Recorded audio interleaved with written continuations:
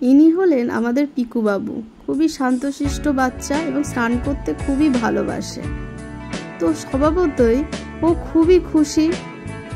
জয়িতা ওকে স্নান করিয়ে দিচ্ছিল খুব ভালো করে সাবান মাখিয়ে, এবং ও শান্তশিষ্ট একটা বাচ্চা যেহেতু, তাই খুবই চুপচাপ দাঁড়িয়ে থেকে স্নান সারছিল।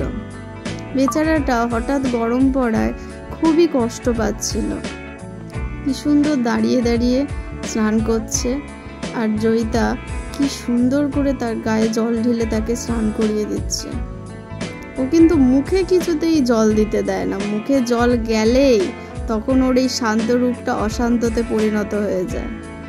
একটা কথা বলতে চাই, আমরা যারা দুদিনের শখের বসে কুকুর বাচ্চা কিনে আবার দুদিন যেতে না যেতেই শখ পুরো উঠে যায়, তাদের উদ্দেশ্যে কয়েকটা কথা বলতে চাই। অবলা জীবেরা, এরা কিন্তু মানুষের মতো স্বার্থপর নয় এবং স্বার্থপর হতেও জানে না।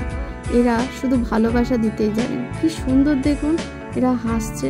এদের এই মুখের হাসিটা যদি আপনি উপভোগ করতে পারেন, এদের ভালোবাসাটা যদি আপনি অনুভব করতে পারেন, তাহলে আমি মনে করব আপনারা সবাই পৃথিবীর স্বর্গীয় জিনিসটা উপভোগ করতে পেরেছেন।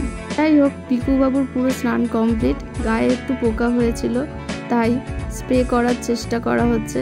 শেষে আমি ওকে একটু স্প্রে করে দিলাম, জয়িতা যেহেতু ভয় পায়। স্প্রে করার পর গায়ে ভালো করে সেটাকে মিশিয়ে দেওয়ার চেষ্টা চলছিল, এবং সে চুপচাপ, সে খুব সুন্দরভাবে ছেলের মতো দাঁড়িয়েছিল। ভালো থাকিস পিকু সব সময়, আর এইভাবে হাসি খুশি থাকিস।